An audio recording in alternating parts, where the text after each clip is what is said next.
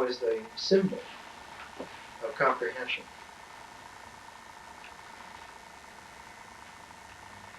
"60,000 years ago, the Australian Aborigines filled their mouth with a white paint liquid and blew on their hand. And it made an impress of the hand on the wall. 30,000 years ago, the same technique was used in southern France and in northern Spain, so that the hand was always the symbol of comprehension. Even in ancient Greece, in the Stoa, in the long arcaded peristyle, where philosophy was taught in the open. When an argument was understood, the hand was grasped like that. And if you understood, you clenched your hand also. You got it. Let's turn them off for just a little bit. The hand as a symbol in Buddhism was always a symbol of the mudra of teaching. And in fact, all the mudras were a language of the hand. Our OK symbol meant the exactness, or thus so. The pushing of the middle finger forward just slightly was the teaching knowledge. So that the hand is distinguished by the 5 fingers operating together. The 5 operate together. And just in the same way, the 5-phase energy cycle of the Tao is the hand. In Chinese thought, the 5-phase energy cycle of the Tao is the hand by which one can grasp the Chinese mind. So that the very first chapter that we have tonight, chapter 54, which has the title of Cultivating Intuition. Cultivating Intuition. That intuition cannot be learned in weekend retreat. You cannot read some kind of pastiche journalese and nourish your intuition. Cultivating. So the whole Chinese notion of wisdom is the cultivation by the articulate understanding of the 5-phase energy cycle. In that cycle, the Tao, as we've discussed, does not receive any numeration. It's before numeracy. So the Tao could be called zero base. And what is consonant with the Tao, what is in harmony with the Tao, is not the second, but is the 3rd phase. And we occupy that 3rd phase. We're the Gen. We're where Gen is. And we are consonant with Tao. That is to say, consonance is closer than identity. But the consonance is only set up because there is an interval which occurs between them that allows for the correspondence. That interval is Te. And Te is one, the one. It's not the one as in Plotinus. The one in Lao Tzu and Taoism, the one is always Te. And it isn't power, and it isn't virtue, so we don't translate it. We use the term Te just like the Chinese would use the term Te. We've learned to use Tao, we can learn to use Te. We can learn to use Gen. So instead of saying human-heartedness, we can say Gen. Instead of saying virtue or power, we can say Te. Te has all of the amperage of oneness. But oneness does not have, for the Taoist, the kind of power which we imagine in the Western world. To the Taoist, one is not powerful because it's the beginning of a cardinal series. It's important because it is the interval of wholeness, allowing for the ordinality of Tao to transform and become consonantly the ordinality of our Gem. So that when my Gem is intact, I embody Tao. And because there is a consonance between Tao and Gem, courtesy of Te, what is consonant with Te, which is in Chinese Yi, which is the symbols, so that oneness and symbols are consonant in Taoism. Not images in the mind that come from this world.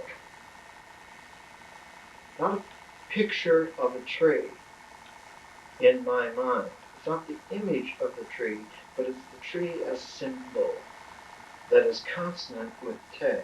And because it is consonant with Te, it also has efficacy. It has efficacy in two different ways, in the yin and yang. In its yin efficacy, it allows for the interval between Gen and the cosmos, so that the cosmos is also consonant with Gen, so that the human being is the bridge between heaven and earth. Not so much the bridge between, but is the exact pivotal consonance between Tao and cosmos. So that in Taoism, the human person is a fabulous realization. The original ascription was that the Taoist cosmic man was a dragon man, and the dragon man was Fuxi. Now, whenever you see Fuxi in later Chinese iconography, after the 3rd century AD, when Taoism came into play, you never see Fuxi by himself, but you always see Fuxi with his consort, and her name was Nu Hua.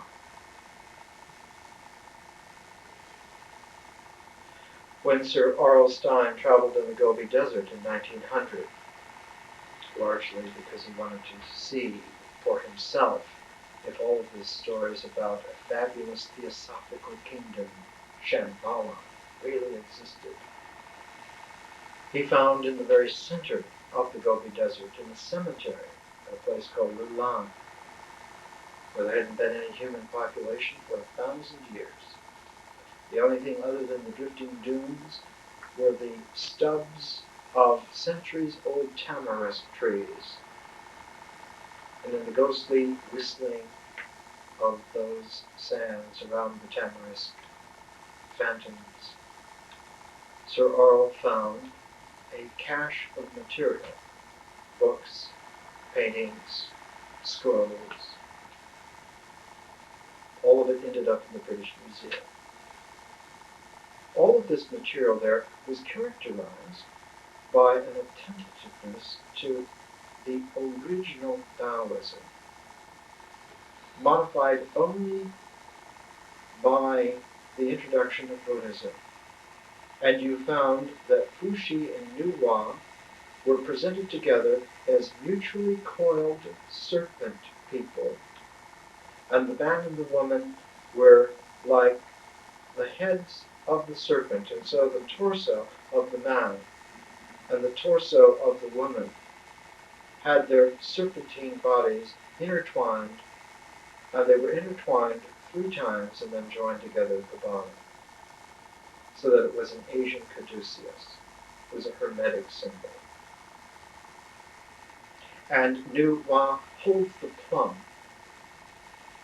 When a carpenter goes to build and he wants to get the center and wants to get a straight line, he holds up the plumb bob.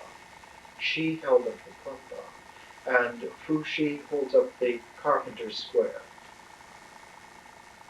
The plumb bob and the carpenter's square later on in the 1600s become the Masonic emblems. But more than 1,000 years before English Masons appropriated these out of the Scottish imagination for things ancient, the Chinese had already well understood that this is the way in which Tao and Te cooperate together. They braid together, and by their braiding together, they make yin-yang. But yin-yang in their braiding come to focus in man. All of this delicate, yet eternally firm architecture is destroyed if you introduce causality. If you say to yourself, Tao causes Te, Te causes Jen, you've destroyed it all. And the stupidity of academia, East and West, has largely destroyed it all. So that of the 50 translations of the Tao Te Ching into English, none of them are useful. Not one of them is useful. If we come to translation by Wang Zip Chan,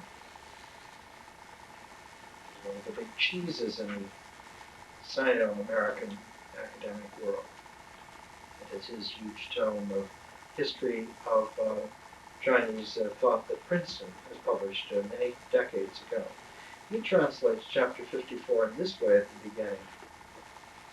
He who is well established in Tao cannot be pulled away. He who has a firm grasp of Tao cannot be separated from it. Thus, generation to generation, his ancestral sacrifice will never be suspended. Well, this is a kind of a latter-day Confucian smear of what Lao Tzu said. It is not useful. It is misleading. In the Richard Wilhelm translation of the Tao Te Ching, translated into German and then translated from the German into English, one still does not have the right sense here. He begins chapter 54, what is well planted will not be torn up, what is well kept will not escape, whosoever leaves his memory to his sons and grandsons will not fade away. Neither of these will do. If we go to a third translation, again a Chinese translation, Chang Chungyang, also like Wen Sit Chan, very well known. His translation, nothing can be taken away if it is well founded, nothing can be lost if it is well grasped. For generations to come, the worship will not be discontinued. But these translations are prosaic. They reduce Lao Tzu down to some kind of homily, some kind of thing that you would put on fortune cookies in a second-rate restaurant. You're not going to found a civilization on mediocre advice. That's not it at all. That's not where the charismatic perception of the real is. At least Chang Chung Yuan gives us a little quotation here from one of the great Neo-Confucian writers from about 1,000 years ago, lived in the 11th century in China. His name, Xiao Yong. Xiao Yong, in writing about the beginning of chapter 51, has this to say in translation. To see things according to things themselves is to follow one's nature. To see things according to the ego self is to follow one's passion. Nature is unbiased and unenlightened and enlightened. Passions are biased and blind. Letting the ego self be free leads to passions. These passions lead to obscurity. Obscurity leads to confusion. Letting oneself identify with other beings leads to nature. Nature leads to spirituality. Spirituality leads to enlightenment. Then the Neo-Confucians, coming some 1,500 years after Lao Tzu, there's still the custom and the habit, the Chinese way of saying that this leads to something else. Not causality quite, but like a phase form movement. This is still not right. And the Neo-Confucians are called Neo-Confucians, not Neo-Taoists. And in fact, it would be an absurd neologism to call someone a Neo-Taoist. You either understand the Tao or you don't. It's as simple as that. Here's the translation that I've prepared for you. Chapter 54, Cultivating Intuition. Reality planted, that is not uprooted. Reality preserved, that is not taken away. Sons, grandsons, offerings, respect not ceasing. Practicing itself in person, his te is real. Practicing itself in the family, their te is emerging. Practicing itself in the community, its te then endures. Practicing itself in the whole country, the te then abounds. Practicing itself in the planet, all te then is universal. Therefore, by one's person, one tests persons. By one's family, you test families. By community is tested community. By the whole country is tested country wholeness. By the planet is tested the planetary. I, by what, know the planetary as being such? A, by thusness. And so you get the sense, I think in my translation, how Lao Tzu talks, how he writes. He gives us, as we've seen characteristically, words which are resonant, phrases which aren't meaningful. But they must be brought together dynamically into a juxtaposition that makes a symbolic pattern. That symbolic pattern occurs in the mind, so that a written language already presupposes that the reception of it, if you give a written language out, if you throw written language out, the only glove that can catch it is the mind on the symbolic level. If you give spoken language out, the body can catch it. But a written language goes through the body like cosmic rays. It's only caught by the mind. And so understanding this, Lao Tzu already understands that the symbols in your mind are going to be activated, and when they're activated, what correspondingly will be activated is te. Not your Jen, but te. Oneness. So that the symbols in your mind are going to be activated and oneness is going to be activated. So you have the intervals that will occur first.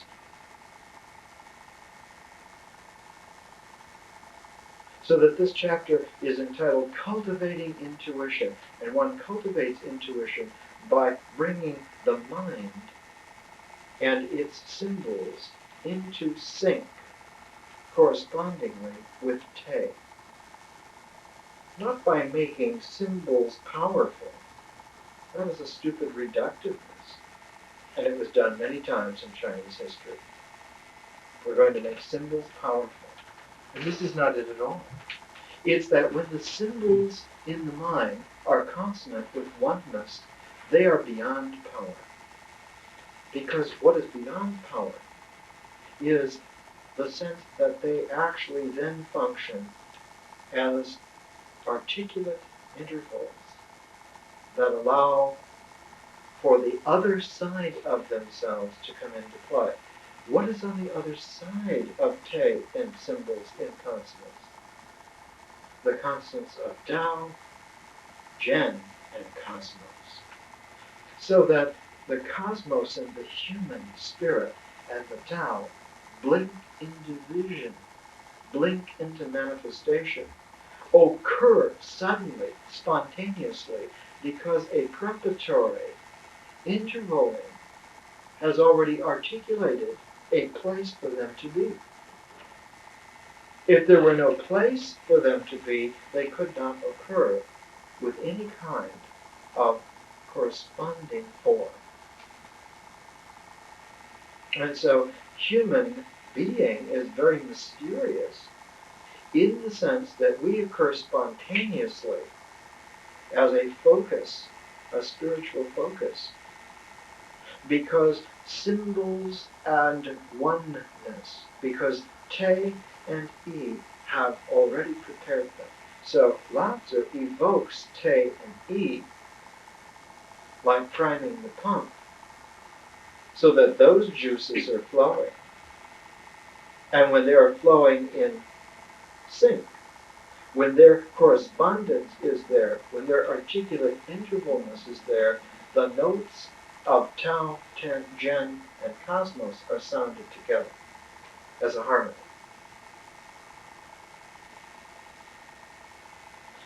The five-phase energy cycle also plays itself out like a musical scale a little further up the keyboard. It's not only Tao, Te, Zhen, I, Li, but it's also a little further up the keyboard, the same pentatonic octave.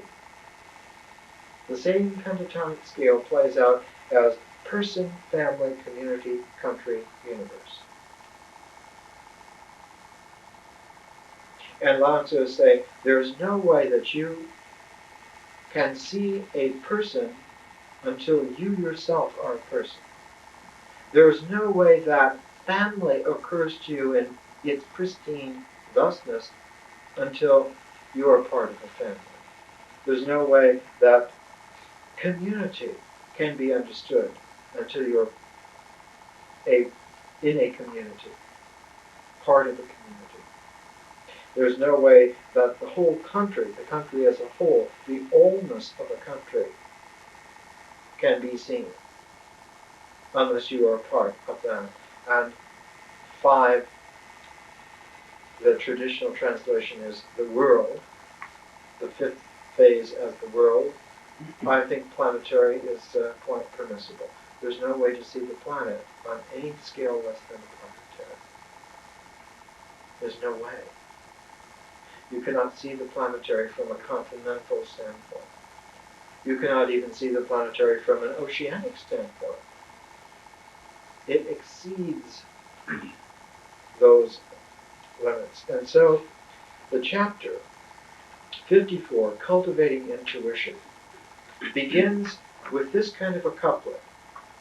Reality planted, that is not uprooted. Reality preserved, that is not taken away. Then comes practicing itself in person. Practicing what? One is cultivating intuition. What is intuition? Intuition is taking into consideration not only form but background. Form and background together. The gestalt, the complete gestalt of form and background together. The complete gestalt of the form and the articulate intervals that allow for the form to be seen. So the articulate intervaling is actually a part of the background. But Lao Tzu understands that when you're using written language, the background comes into play first. And it comes into play as if it were a form. And only when the mental symbols as forms are consonant with the oneness of Te, do they do their little transformation and become what they really are, articulate interval background. And only then, spontaneously, does the Tao and the cosmos and the human spirit leap into, like an optical illusion suddenly seen through, leap into being. So that in Taoism there's no ontological argument whatsoever, there's only an ontological realization that occurs with this kind of flip-flop. What seemed to be the initial form fades into the background. What seem to be symbols, when they are consonant with oneness, so we have to be able to understand the one. But before we can understand the one, which is chapter 56, which is entitled Profound Te, Profound Oneness, understanding oneness as a seamless whole which has no moving parts. Therefore, when symbols are consonant with it, because they have no moving parts, because they are wholeness only, oneness, symbols consonant with the oneness tend to suddenly flit out of our attention because they are allness. And instead of being forms, they become allness. And they don't register as anything particular. But what comes into play was what was hidden behind them. That comes into play as suddenly form. And you can see out of this that Taoism was well prepared to receive a form of Buddhism based upon sudden enlightenment. In fact, the whole school of sudden enlightenment in Buddhism is Chinese and not Indian. There never, ever was an Indian mind that conceived of sudden realization. Sudden realization was the product of the first Chinese mind to master a Tao Buddhism. And that person was Huineng in the 600s.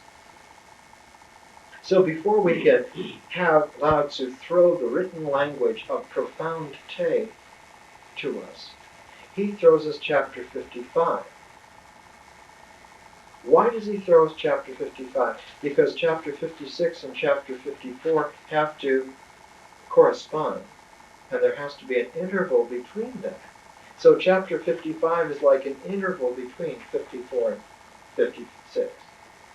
And chapter 55 is entitled Sealing the Mysterious. The perfect title for a chapter that's going to be an interval that allows us to put cultivating intuition and profound Te together in a correspondence, in a tuning fork. So chapter 55, Sealing the Mysterious, is going to present itself in such a way that when understood, it can recede out of our attention without leaving a trace, thus creating a perfect space, a perfect articulate interval by which the correspondence of 54 and 56 occur. Now, if you can follow this, if you're not bored by this, if you're not distracted by this, this is how chapter 55 functions. Lao Tzu throws us the written language. It comes into play like a lion and goes out like an invisible lamb. Here it is. Embodying Te itself, fullness, comparable to the baby. Poisonous insects not sting, wild beasts not maul, carnivorous birds not strike, bones supple, muscles soft, but grasp firm. Before knowing female, male in their relations, but virility erect, Semen itself, perfection indeed. All day crying and sobbing, not hoarse. Consonance itself, perfection indeed. Knowing consonance is called eternal. Knowing the eternal is called bright. Increasing light is called a blessing. That listening, directing spirit is called strength. Things fully mature next decay. Calling it not Tao, not Tao soon ceases. Now, chapter 55 is like a rhetorical whirlwind. Comes in like that lion, and like a kind of a whirlwind that doesn't really have a base, sort of like just rises and leaves nothing there, except the sense that a space is now there. In other words, Lao Tzu is making a sudden flourish of language to establish our attention on this, and then he lets it just fritter away to soon ceases. The two words of characters for this just simply mean that. If you come to the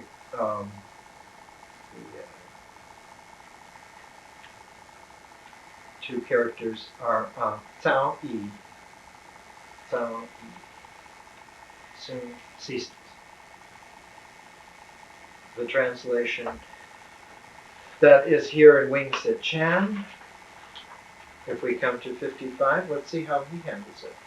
Let's see now that we've had a little bit of taste of the one that I've presented. Let's see how a 20th century academic would be Neo-Confucian. Neo-Confucian, I guess, at this stage of the game. In China, the history is so long that you have to remember and keep track of that these guys are 17th on the line of a certain lineage. Like Master Ni, who's in Los Angeles now, is 76th generation. And you can't just talk about Taoism, you have to talk about, well, where in this lineage are you talking about? 1,000 years makes a big difference. 2,000 years makes an even bigger difference. And 3,000 years puts you back before there were any isms. And one can go back several thousand years beyond that. So one always has to have a strategic sense and not just take the Chinese at face value. You have to have a strategic sense. Where are you? Wing Sit Chan is a Neo-Confucian. Here's his translation of 55. He who possesses virtue in abundance may be compared to an infant. Poisonous insects will not sting him. Fierce beast will not seize him. Birds of prey will not strike him. His bones are weak, his sinews tender, but his grasp is firm. He does not yet know the union of male and female, but his organ is aroused. This means that his essence is at its height. He may cry all day without becoming hoarse. This means that his natural harmony is perfect. To know harmony means to be in accord with the eternal. To be in accord with the eternal means to be enlightened. To force the growth of life means ill omen. For the mind to employ the vital force without restraint means violence. After things reach their prime, they begin to grow old, which means being contrary to Tao. Whatever is contrary to Tao will soon perish. Now, is it just a graphic error here?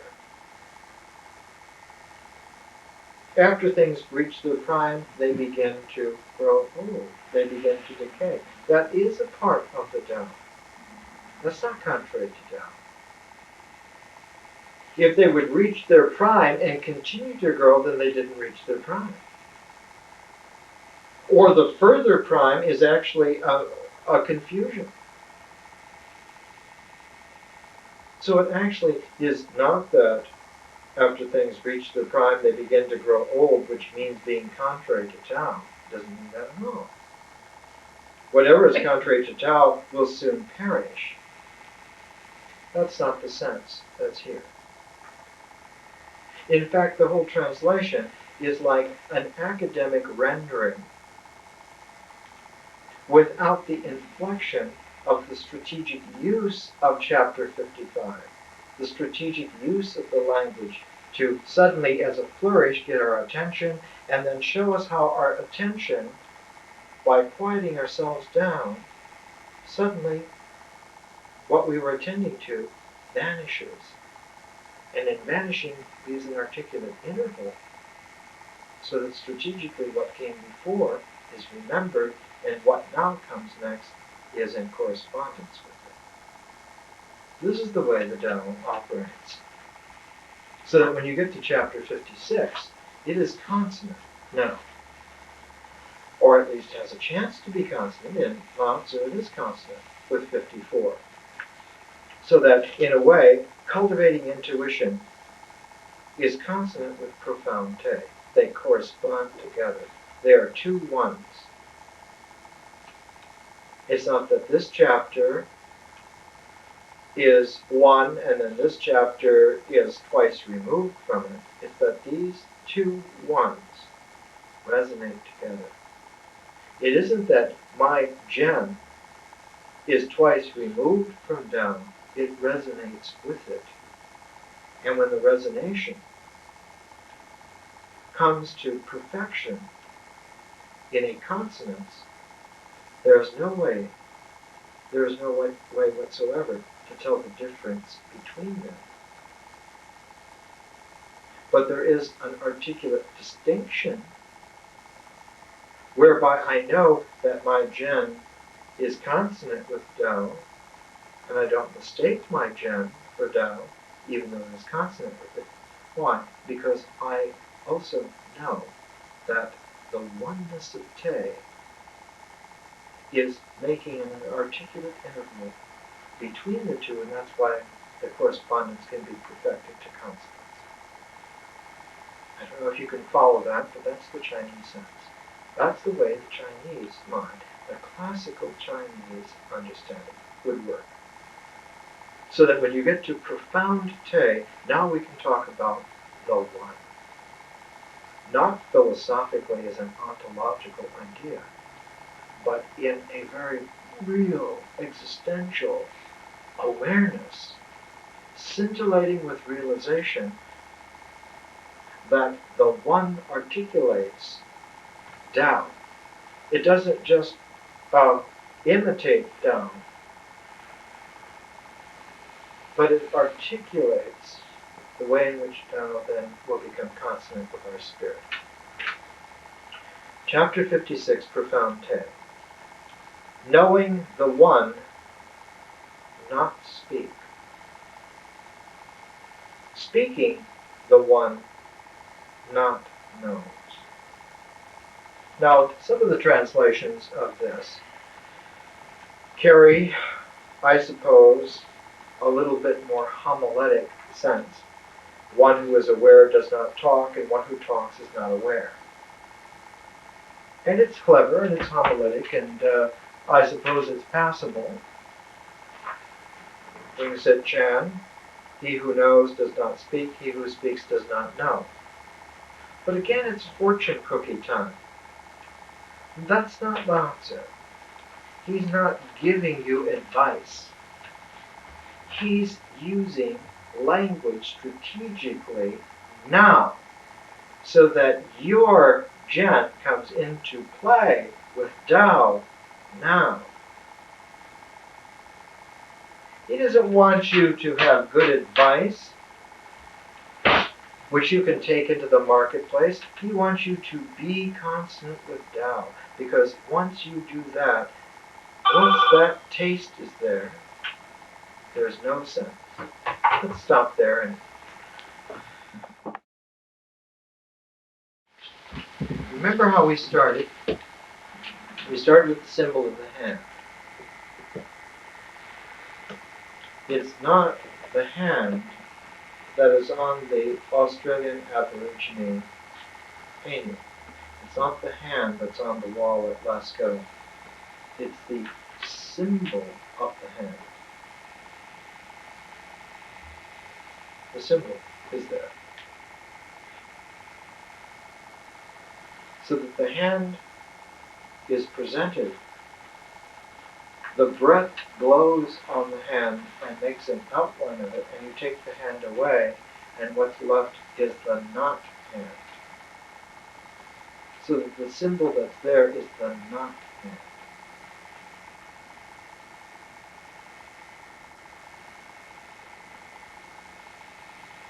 This is like the wu-wei. This is like the not doing. But I've translated it, instead of not doing, as not busy.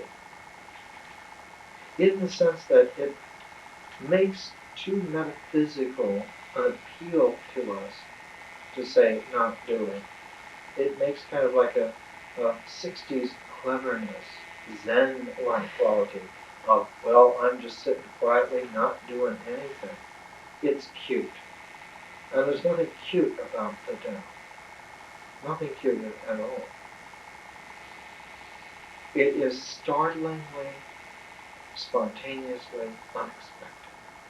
Always. Because there was no way to prepare for it, because if you prepared for it, you were in a causal connectedness that does not allow for the correspondences to be dynamic and for the consonances to be freshly, sparklingly there. So that the hand is presented and then taken away. And one doesn't just paint over the hand, one blows the pigment from your breath on the hand. So it's making the breath visible. In very ancient times, all human peoples understood that there was a relationship between breath and the day. The earliest name for the day in Sumerian, in Hebrew, is that this is the breath. So there's a realization here. Now, in order for a breath to be exhaled, it has to first be inhaled. And for it to be exhaled and seen, there has to be some kind of condition. Cold air, in which case you will see the exhalation as a mist. Or putting a pigment, like a white pigment, sap-based pigment. So the breath makes the symbol of the not hand. So what the symbol indicates is an understanding of a gestalt that would normally be invisible. Normally there would be no way to be discursive about it, to talk about it. Normally language could not talk about it. Because as soon as language began to talk about it as if it were something, the language would automatically obscure it, would cover it up, so you would just be talking language. You'd just be mouthing platitudes, which is what the good advice on Chinese fortune cookies are. They're not wisdom at all, platitudes. So understanding Lao Tzu's platitudes is 180 degrees the wrong way. Lao Tzu already understands that he can be reduced to platitudes because he lived a long time, he saw a lot of human life. He was an archivist, he dealt with writing all the time, all of his long life, and he understood how to strategically use the written language like you would use a ball in a highlight game. You have to make a very good serve first. Then you're in a position to score some points because your opponent may not be able to return the serve. You're not going to score first time, but you set up the condition whereby you can score after. So in the same way, his language does not say immediately what he wants to say. His language prepares a ground by evoking symbols in our mind, but evoking them in such a way that they will be correspondently consonant with te, and thus all by themselves naturally recede into the background of allness and allow for the mysterious to manifest and come forth. And when that mysteriously comes forth, that's what Lao Tzu means for us to pay attention to. That's what to conceive. So he uses language to engage the perception, first of all, so that the perception engages the language initially, and then as the language becomes consonant with the allness of te and fades from specific formal view, what occurs then is the hidden meaning. The hidden meaning. And who understands that spontaneous hidden meaning? Only the spiritual self. The worldly ego doesn't even hear it. Doesn't even suspect that it's there. If the worldly ego is paying attention to anything, it's paying attention to how mysterious this is. The very forms that we were concentrating on, somehow he's just dismissing them. Where did they go? Well, it must be paradox. Or the standard Western garbage, the standard Western ploy is that Lao Tzu is being ambiguous. Not being ambiguous at all. Not at all. On the contrary, he's being quite clear. But he's engaging in existential play, whereby the perception is first engaged and allowed to fade into the background, because when it fades into the background, all by itself, some unsuspected, startlingly fresh, new form leaps into the foreground. A spiritual form, which is formlessness itself. The form of formlessness is what is consonant with the Tao. So the worldly self cannot even imagine that such a thing could be seen, much less talked about. But as we see, Lao Tzu's language is not talking about things. It's using an existential kind of a dynamic to present, first of all, an initial form which fades into resonance with allness and then is displaced by another form, a hidden, mysterious form, that comes unbidden all by itself into play. Because wholeness, te, the one, all by itself nourishes the gem. It nourishes the gem, but doesn't cause the gem. Even Tao doesn't cause the gem. Our spirit occurs because it is consonant with Tao. The cosmos occurs because it is consonant with our spirit. Without our spirit, Tao and cosmos are consonant, but don't record anywhere. They never, ever have, do, or will record anywhere. Because Tao and cosmos are consonant in such a way that they disappear into each other without leaving a trace. Because the whole motion of the five-phase energy cycle is that the fifth phase returns to the Tao. The cosmos returns to the Tao. So it's a cycle which includes at the very end a return back. And the fifth phase, number 4, returns back to the zero base and disappears into it. And the Tao, in its yin mode, accepts it. Tao accepts the cosmos as a whole and absorbs it without leaving a trace. That is very important because it shows how the human spirit is mysterious not because it's ambiguous, but mysterious because it's real. There's a great difference. For the human spirit to be mysterious because it's ambiguous means that somehow we haven't understood, or that we can't understand. That we have to sort of guess our way as close as we can and let it go with that. That leads to a kind of faulty, flawed self-confidence that settles for a buckshot, doctrinaire approach. Let's try as much as we can to get as close as we can and hope for the best.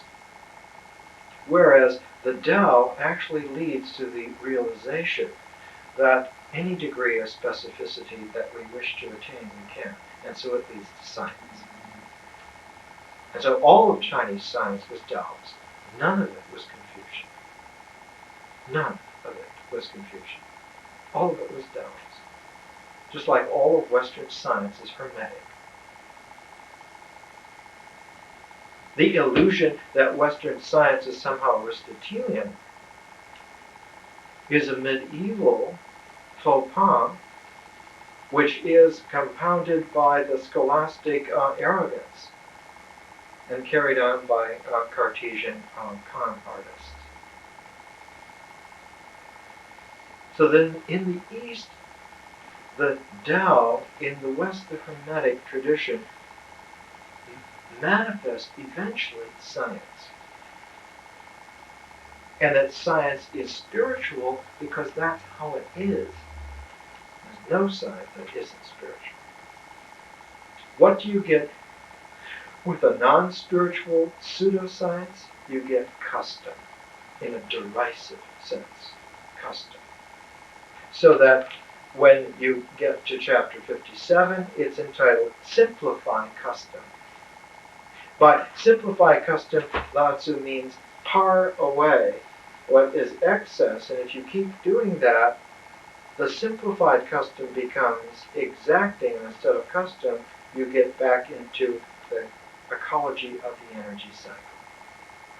You get back into the play of yin-yang. You get back into the achievement of your spirit mysteriously, spontaneously, suddenly occurring as a form constant with the Tao, constant with the cosmos. Let's finish Profound Te.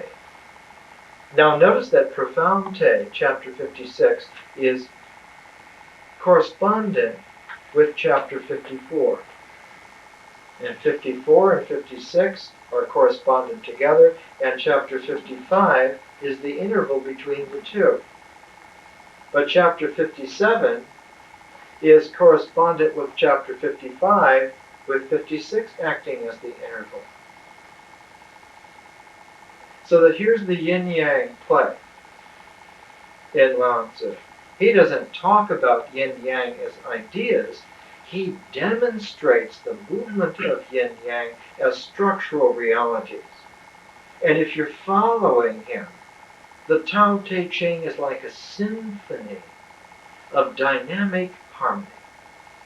Its motions come in and out of phase, the consonances occur, and the resonances extend, and it's like the ringing of a bell once, and you hear the bellness everywhere.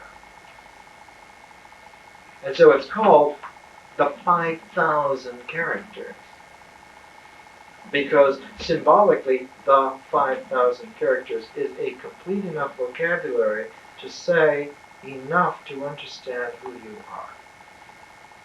In the Chinese language, if you command 5,000 characters, you could raise your speaking consciousness high enough to realize who you are.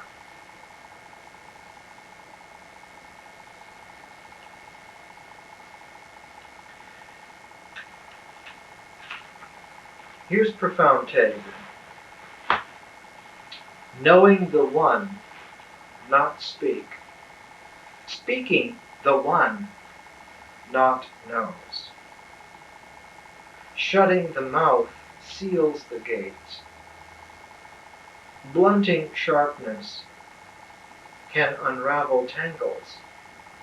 Reducing his brilliancy, resonance itself with dust. This is called profound resonance. Therefore, not can Te, but be loved, and not can Te, but be exchanged.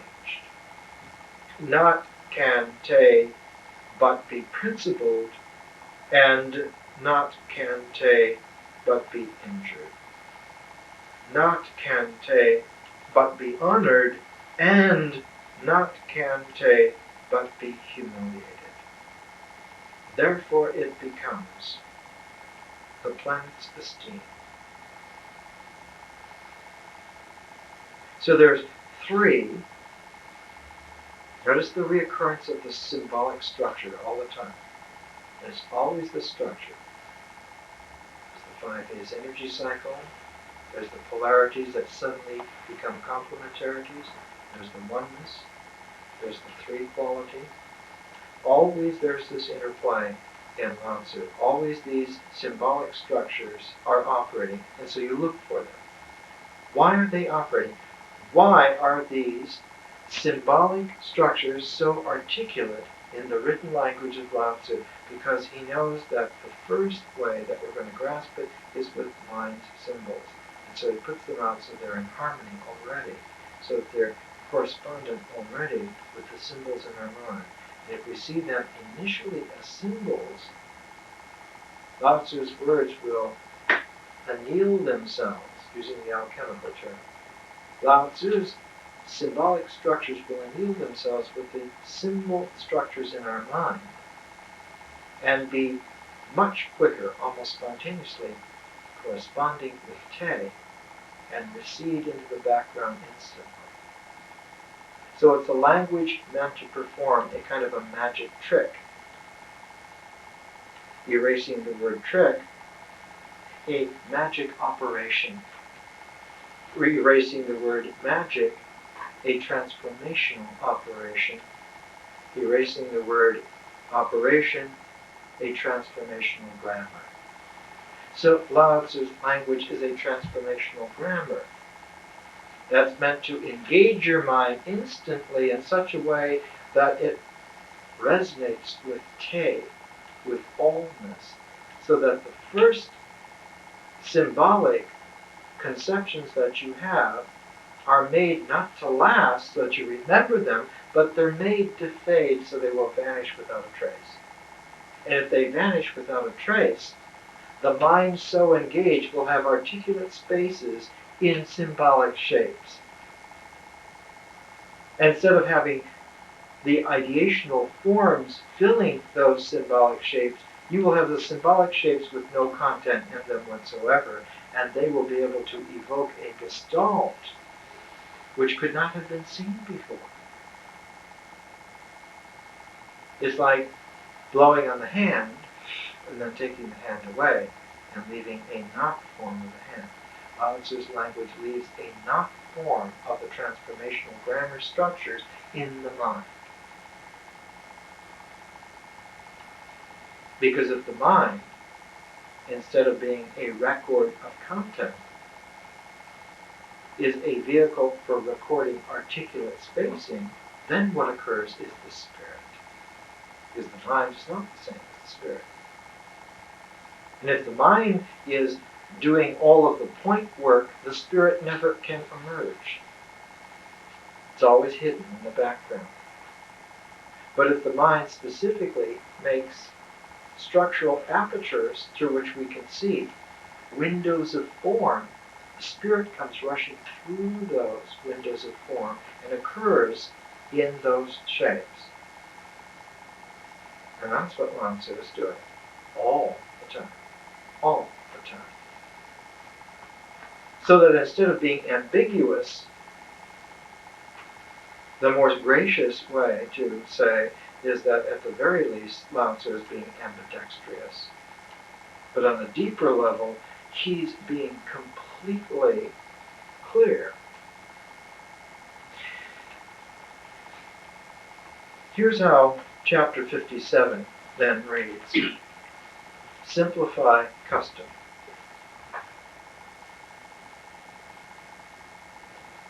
With balance, administer the whole country. You can put a hyphen here as I have. Not just the country. And not just the whole country, but that entity, whole country. With balance, administer the whole country. With alertness, administer the army. With not diplomacy is taken planetariness. I, by what, know the planetary as being such, indeed, by thusness. Now the phrase, which is two characters, zi, jan, which I translate as thusness. Some people used to translate it as self-sownness, or naturally sownness. In Lao Tzu, it means taking the dynamic of this play of language, mind, content, openness. It means thusness. It means the sense, consciously, that a form is occurring that has no content. And because it has no specific content, the spirit can come through in those forms and occur. And when it does, the spirit occurs as pure Tao. Where does the existential moment happen of that pure Tao? In our body. In this body. We make of our body an altar by which the divine can enter and be here. The temple of the body is opened up not to some kind of graven image of the divine, but to the presence of the divine in its own terms, without any conditions whatsoever, to receive exactly what it is. Now this quality of language gets lost in these translations. Let's look at these translations for a moment. Let's come to Wang Tzu Chen's chapter 57. He records, govern the state with correctness, operate the army with surprise tactics, administer the empire by engaging in no activity. Now it's peculiar because it sounds like very good Confucian advice until you get to this ambiguity. Govern the state with correctness. Make sure everybody's correct. Nice little communist tactic. You've got to be correct. Or the Nazis had a word for conformity. Gelichtenstein? I forget the name. Operate the army with surprise tactics, a la Desert Storm or something. And then administer the empire by engaging in no activity. Well, you can see that the translation misses. It misses not only the language of Lao Tzu, but it misses the dynamic, structural, almost the kind of meaning karate that he is engaging in. You don't get the occurrence of the spirit at all. Here, this is the other translation. This is Chang Chung-Yun, guiding the country through tranquility. Engage in war with rare operations.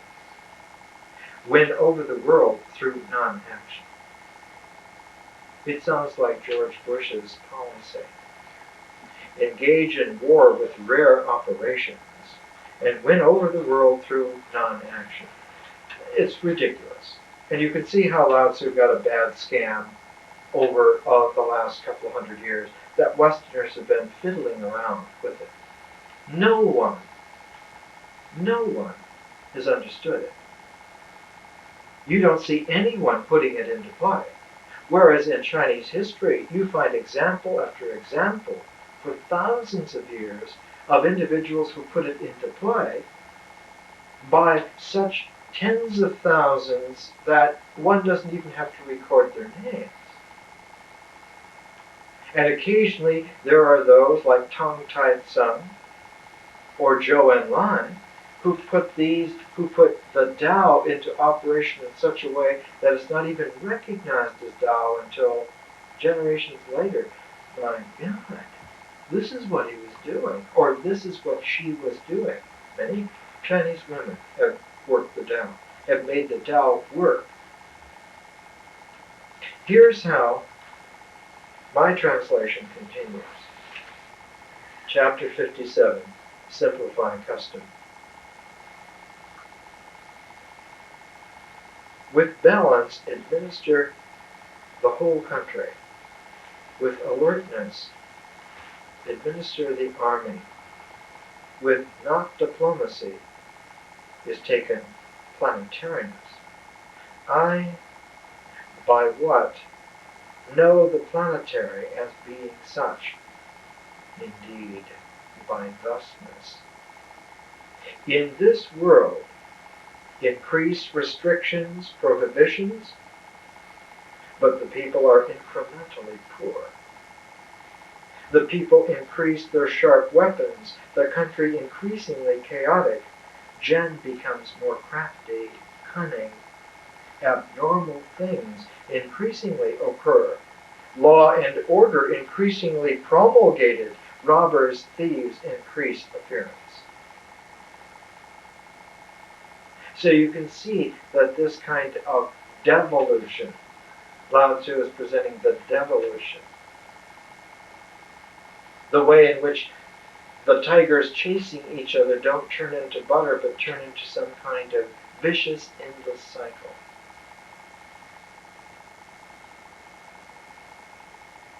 Therefore, notice how he jumps, his language jumps out of that devolution, straight to the core.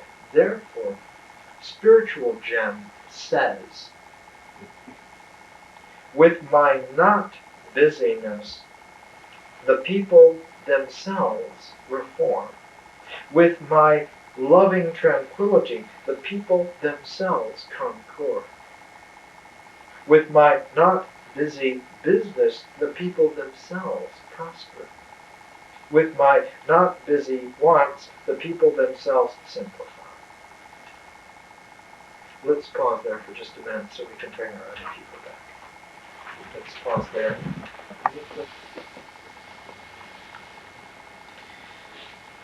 Now this is the 8th of the lectures, and you can see by now that I'm starting to throw up in the air, almost like a jongleur, almost like a juggler.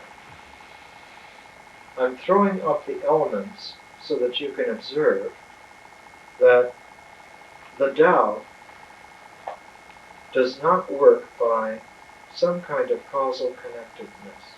It works by transformation. But what really is the oomph in the transformation? What is the amperage in that movement? Is that a gestalt forms that's made to disappear.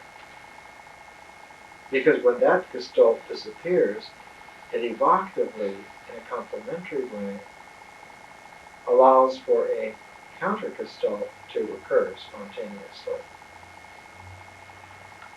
The gestalt that's always first put out is Te.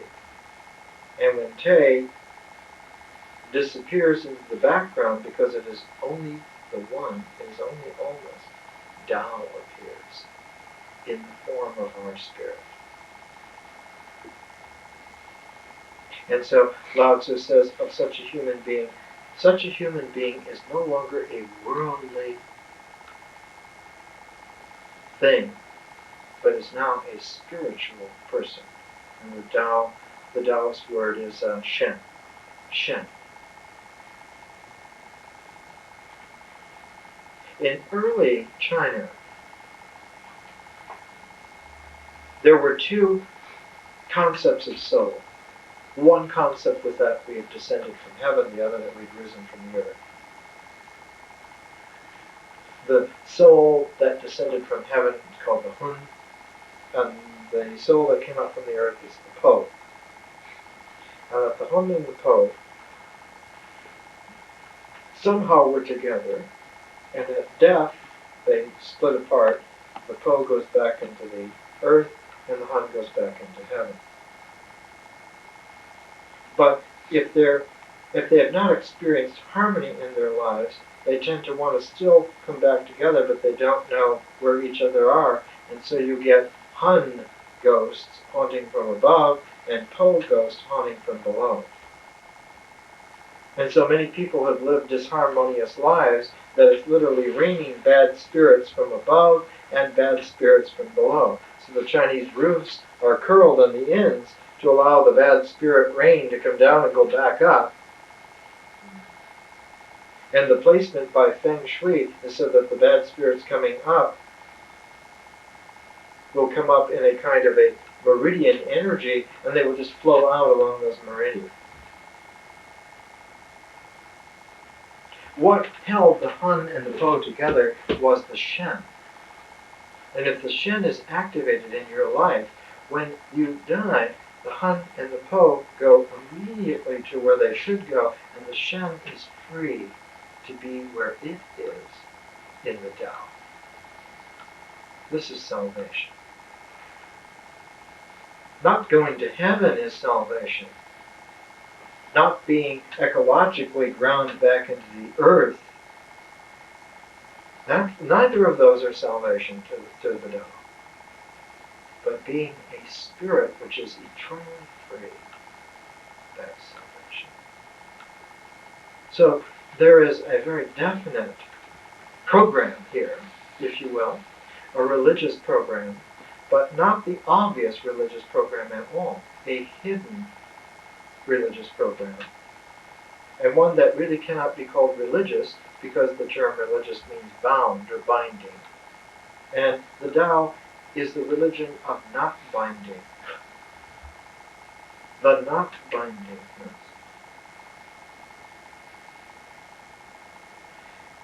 Let me do something for us. Let me take chapter 54, read my translation, and then skip over to 56 so that you can see those two together. Then read 55 and 57. So you can experience these four chapters in their correspondence without the interval in between them. And notice that one that makes an interval the next time is a correspondence. So that interval and correspondence are the feet by which the phase form process of Tao occurs in the Tao Te Ching. Here's 54, and I'll read it straight through with 56. Cultivating intuition, profound Te. And you can see how they are correspondent. Reality planted, that is not uprooted. Reality preserved, that is not taken away. Sons, grandsons, offerings, respect not ceasing. Practicing itself in person, his Te is real. Practicing itself in the family, their Te is emerging. Practicing itself in the community, its Te then endures. Practicing itself in the whole country, the Te then abounds. Practicing itself in the planet, all Te then is universal. Therefore, by one's person, one tests persons. By one's family, one tests families. By community, is tested community. By the whole country is tested country fullness. By the planet is tested the planetary. I, by what? Know the planetary as being such, by thusness. Knowing the one not speak, speaking the one not knows. Shutting the mouth seals the gates. Blunting sharpness can unravel tangles. Reducing his brilliancy, resonance itself with dust. This is called profound resonance. Therefore, not can te but be loved, and not can te but be exchanged. Not can te but be principled, and not can te but be injured. Not can te but be honored, and not can te but be humiliated. Therefore it becomes the planet's esteem. Okay, here's 55 and 57 together, sealing the mysterious, simplifying custom. Embodying te itself, fullness comparable to the baby. Poisonous insects will not sting, wild beasts not maul, carnivorous birds not strike, bones supple, muscles soft, but grasp firm. Before knowing female male in their relations, but virility erect, semen itself, perfection indeed. All day crying and sobbing, not hoarse, consonant itself, perfection indeed. Knowing consonance is called eternal. Knowing the eternal is called bright. Increasing life is called a blessing. That listening, directing spirit is called strength. Things fully mature, next decay, calling it not down soon ceases. With balance administer the whole country. With alertness administer the army. With not diplomacy is taken planetariness. I, by what? Know the planetary as being such? Indeed, by thusness. In this world, increase restrictions, prohibitions, but the people are incrementally poor. The people increase their sharp weapons, the country increasingly chaotic, gen more crafty, cunning. Abnormal things increasingly occur, law and order increasingly promulgated, robbers, thieves increase appearance. Therefore, spiritual gen says, with my not busyness, the people themselves reform. With my loving tranquility, the people themselves conquer. With my not busy busyness, the people themselves prosper. With my not busy wants, the people themselves simplify. And so we come to a strategic structural juncture in the Tao Te Ching. We've come through chapter 57. The next chapter will be 58. And so next week's 4 will be 58, 59, 60, and 61. Those chapters from 58 through 61, those 4 chapters, are exactly in the center of the discussion of Te. There are 20 chapters before and 20 chapters after this block of 4 chapters coming up next week. So the block of 4 chapters next week is what in Taoism is called the pivot. The pivot of talking about Te. The pivot of talking not so much just about oneness, not so much talking about virtue, but talking by presenting a form of virtue which will of its own nature retract, leaving a articulate interval for Tao to come through.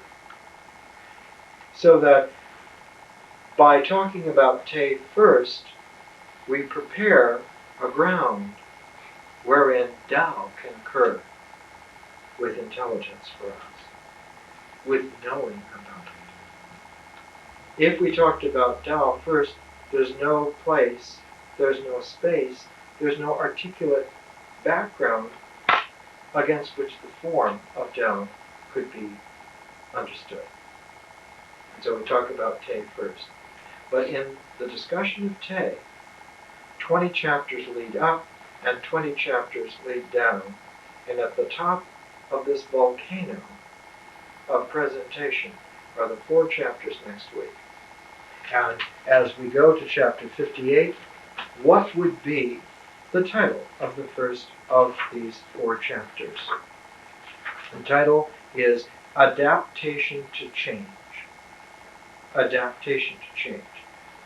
All right? What would follow it would be a kind of a yang to this yin. So chapter 59 has the title To Keep Down. Adaptation to change, keep down. Chapter 60 has the title To Maintain One's Position. And chapter 2 has the title of Humility's Te. So we're going to talk next week at the pivot of the discussion on Te. We're going to talk about change and position, about Tao and Te. We're going to say that change and position have a very mysterious relationship, because position must relinquish its static definition in order for change to occur. And for change to occur, it has to relinquish its dynamic so that position can occur. So that in discussing change and position in the same breath, you need to have a bigger amplitude than just change and position themselves. And the only amplitude large enough, comprehensive enough, is the amplitude which includes Tao and Te together. And the only place that Tao and Te occur together is in the human spirit. Nowhere else in the cosmos, whatever dimension, whatever extent, the only place that Tao and Te occur together is in the human spirit. We're not much, but we only need to be a focus without size. For Tao and Te together require no time-space size whatsoever. That they do occur together in us is the proof of our divinity. And we'll talk about that next week.